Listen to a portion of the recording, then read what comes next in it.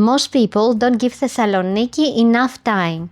They come for one quick stop, see the White Tower, eat something sweet, and leave, without realizing this city has Roman ruins, Byzantine churches, sea views, incredible food, and one of the best day trips in Greece nearby. So if you have 3 days in Thessaloniki, this is how I would plan it.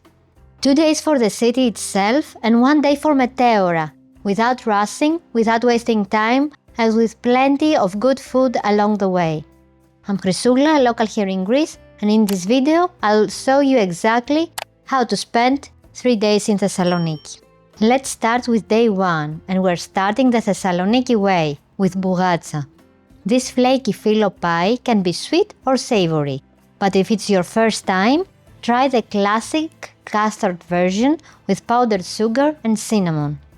2 great places are Bandis, for a more old-school experience, and Seraikon, which is central and easy to fit into your walk. Go in the morning if you can, because bougatsa is always best eaten fresh. After breakfast, head to Modiano Market. Modiano has been beautifully renovated, and today it feels like a mix of old and new Thessaloniki. You'll find food stalls, small restaurants, wine bars, local products, cheese, cold cut spices, and places where you can stop for a drink or a quick bite. It's more polished than the older markets, but it's still a great place to see how important food in Thessaloniki is. From Modiano, walk just a few steps to Kapani Market. Kapani feels more traditional, more chaotic, and more local. This is where you will see fish, meat, olives, spices, herbs, cheese, nuts, and locals doing their everyday shopping. It's noisy, colorful, and full of life, and honestly, this is one of the best places to feel the real rhythm of the city. For lunch, stay in this area and go to Stumitsu. This is the kind of place I love in Thessaloniki, because it's casual, local, and perfect for trying simple food without making the day feel too formal. You can order a few dishes to serve, maybe some seafood, meze, or whatever looks good that day, and just enjoy the atmosphere around the markets. This is not about a fancy lunch, it's about sitting close to the market, eating well, and experiencing Thessaloniki the way locals do. After lunch, walk towards Aristotelou Square. This is the main square of Thessaloniki, and one of the most recognizable places in the city. It opens beautifully towards the sea and is surrounded by elegant buildings, cafes, hotels, and shops.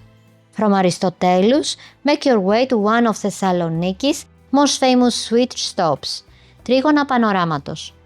These are crispy filo triangles filled with cream, and they are one of the city's most iconic desserts. The most famous place to try them is Elenides. They feel them fresh, so you get that perfect contrast between the crunchy syrupy filo and the cool creamy filling. After that, continue towards the waterfront. This is where Thessaloniki really shows its personality.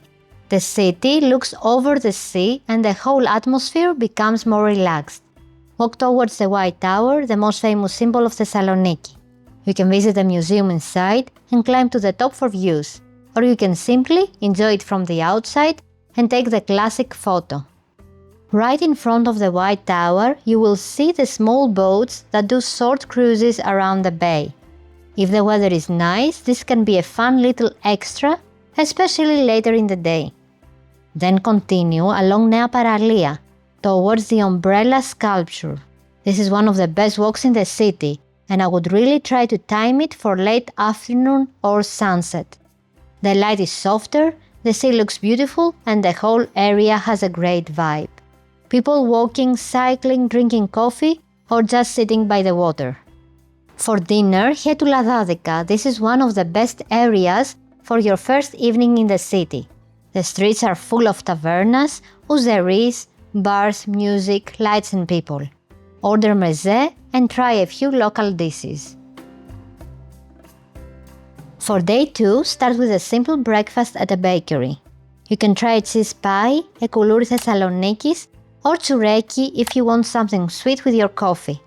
Koulouri is the classic sesame bread ring you'll see everywhere in the city, while tsoureki is the soft sweet bread Thessaloniki is famous for. Then start exploring the historic center. Begin at the Roman Forum, also known as the Ancient Agora. This was once the center of public life in Roman Thessaloniki, and today you can see the ruins right in the middle of the modern city. From there, walk to Agios Dimitrios, one of the city's most important UNESCO-listed churches, dedicated to Thessaloniki's patron saint. If the crypt is open, don't miss it. Then continue towards a few more UNESCO monuments, like Agia Sophia and Panagia Chalkeon. You don't need to visit every church, but stepping inside one or two helps you understand why Thessaloniki is so important for Byzantine history.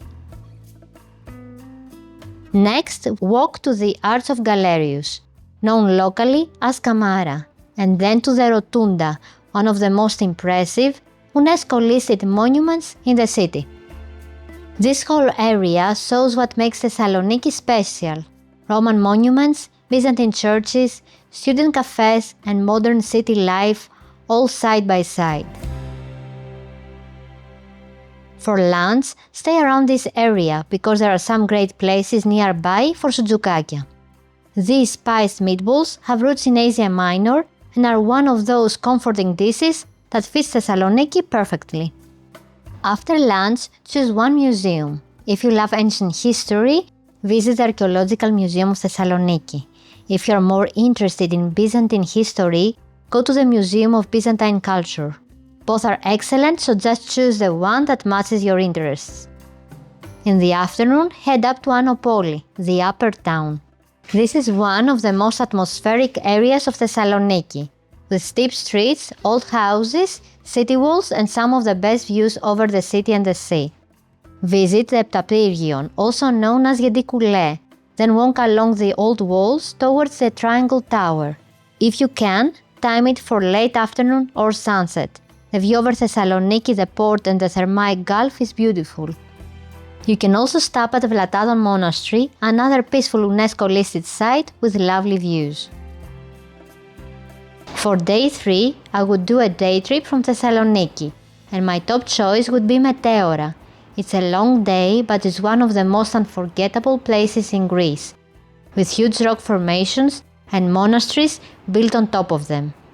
The easiest way to visit is with an organized tour, because transport is arranged for you. The tour I recommend usually includes visits to 2 active monasteries, stops at the best viewpoints, and lunch in Kastraki village below the rocks. I will leave the link to the recommended Meteora tour in the description below. Just remember to wear comfortable shoes, bring water, and dress modestly for the monasteries. And if Meteora feels too far, you can also choose another day trip, like the beaches of nearby Chalkidiki in summer, or Vergina if you're interested in ancient Macedonia. So that's how I would spend 3 days in Thessaloniki. 2 days for the city, the food, markets, waterfront, Roman ruins, UNESCO monuments, and Anopoli, and 1 day for a trip like Meteora, Chalkidiki, or Vergina. Thessaloniki is a city to walk, eat, drink coffee, and enjoy slowly. If this helped you plan your trip, don't forget to like, subscribe, and let me know in the comments if you have any questions. Thanks for watching, and I will see you in the next video. Bye!